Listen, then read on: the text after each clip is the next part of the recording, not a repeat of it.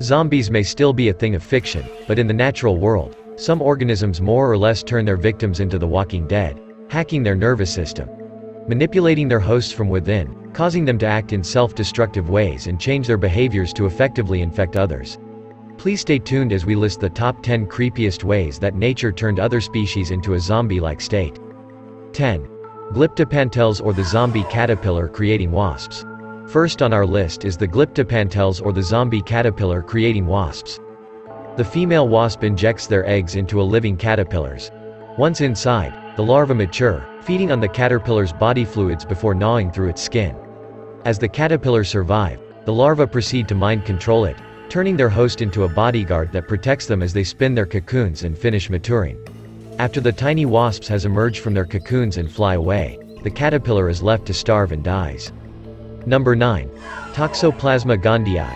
T. gondii is a pathogen that is neither a bacteria nor a virus, but rather a protozoan, similar in nature to the cells from which animals are composed.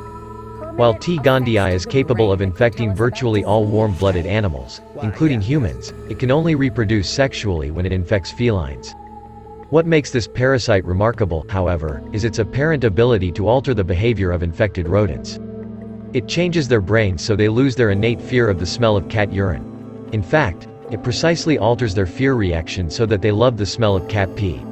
This makes infected rodents much more likely to be caught by cats, which eat them and their mind-controlling parasites. T. gondii can only reproduce in the guts of cats, so its behavior directly affects its own survival. 8. Acacia tree. Do not mess with the tree that is capable of making their own defending army. The acacia tree provide food in the form of sugar-rich nectar and accommodation in hollow thorns for the ants. In return, the ants defend the acacias against nibbling elephants, giraffes, or other animals that would eat them. Thus, the ant serves as the personal army of the acacia tree. Once the ants notices an herbivorous attack, they immediately emerge from their plant shelter and aggressively defend the plant.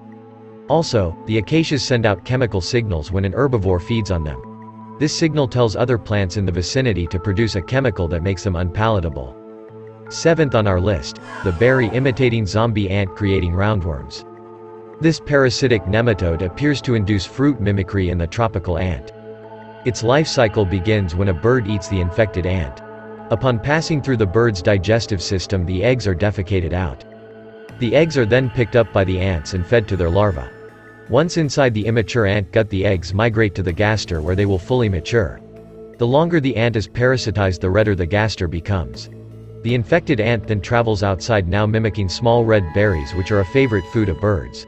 The ant is confused for a berry and is eaten by the bird, starting the whole cycle over again. Number 6 on our list. Wasps that turn spiders into web-weaving zombie. The attack begins with a female wasp stinging and temporarily paralyzing one of the spiders. She then glues its eggs onto the incapacitated arachnid's abdomen and flies away. Now it's up to the wasp larva to complete the job. After living off its host for a few weeks, the wasp larva also gains control over the spider's nervous system, transforming the insect into a zombie slave that will obey its orders. The spider will then build a strange, new kind of web, unlike anything it's built before. But this new web isn't for the spider. It's meant to support the cocoon that the wasp larva will build after finally killing and eating the spider.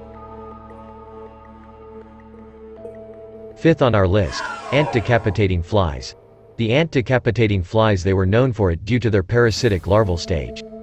An egg is injected by the female fly into the shoulder joint of an ant worker. Soon after, the egg undergoes rapid inflation as it appears to absorb ant hemolymph. This first instar larva migrates into the ant head and consumes the jaw muscle and other tissues, leaving the mandibles hanging and preparing a future exit space. After about 2 weeks, the ant worker is termed a zombie, because the fly larva has effectively taken control. The worker leaves the nest and dies in the leaf litter or in a crack in the soil. As it dies, the ant's head falls off, apparently because the fly larva releases an enzyme that dissolves the membrane attaching the ant's head to its body.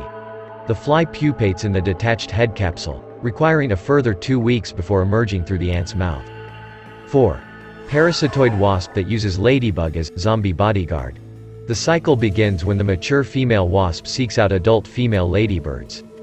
One egg is planted in the host's soft underbelly. The wasp larva hatches after 5 to 7 days and proceeds to remove any other eggs or larvae before beginning to feed on the ladybird's fat bodies and gonads. The wasp larva inside the ladybird goes through 4 larval instars in 18 to 27 days. Meanwhile, the ladybird continues to forage and feed until the wasp larva is ready to emerge. It paralyzes the ladybird before the wasp will tunnel out. The ladybird becomes the parasite's bodyguard, by protecting it from predators. After 6 to 9 days, the wasp emerges from the cocoon. Remarkably, some 25% of ladybirds revive and emerge from paralysis once the cocoon has been emptied.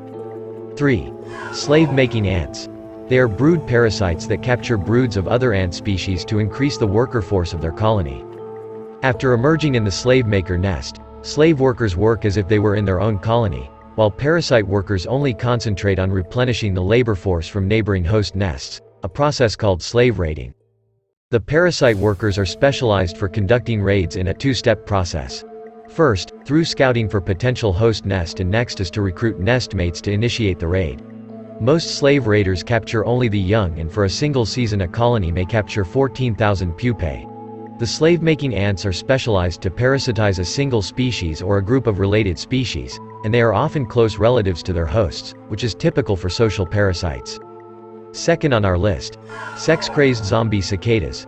A cicada is infected when a fungus eats away at cicada butts, leaving behind a yellowish, abdomen-shaped clump of spores. The fungus also hijacks the cicada's brains and kicks their sexual behavior into overdrive. The disease takes over their bodies, causing many to lose their lower abdomen and genitals. When the fungus sinks its tendrils into a cicada body, the cicada is still alive, and it stays alive after its butt has been replaced by this bag of spores. At that point, the fungus manipulates the infected cicada and compels it to spread fungal spores to other brood cicadas by mating with uninfected insects and by flying around and dispersing the spores.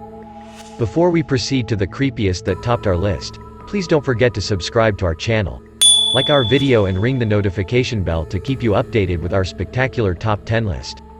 And the creepiest way that nature turned other species into a zombie-like state. 1. Cordyceps or zombie ant fungus, for our top list. The zombie ant fungus. It is an insect pathogenic fungus which alters the behavioral patterns of the infected ant. The spores attach to the ant's exoskeletons and eventually break through using mechanical pressure and enzymes. Yeast stages of the fungus spread in the ant's body and presumably produce compounds that manipulate their behavioral patterns. The zombie ant then generally clamped to a leaf's vein to infect the rest of the colony. Infections may lead to 20 to 30 dead ants per square meter. The fungus then kills the ant and continues to grow as its hyphae invade more soft tissues and structurally fortify the ant's exoskeleton. More mycelia then sprout out of the ant, securely anchoring it to the plant substrate while secreting antimicrobials to ward off competition. When the fungus is ready to reproduce, its fruiting bodies grow from the ant's head and rupture, releasing the spores. This process takes 4 to 10 days. Dead ants are found in areas termed graveyards, which contain high densities of dead ants previously infected by the same fungus. Zombies may still be a theme for movies or fiction, but some parasites or fungus already exist to more or less turn their hosts into the walking dead and hijack their hosts' brains to make them act in horrific ways. But expert says that this type fungus or parasites cannot infect humans, since our body temperatures are high enough that most organisms can't survive in our bodies. Fungi or parasites may not turn us all into zombies, but due to the climate change and the deep neglect in terms of treatment for existing infections, sooner or later we might be facing a more serious threat to human existence.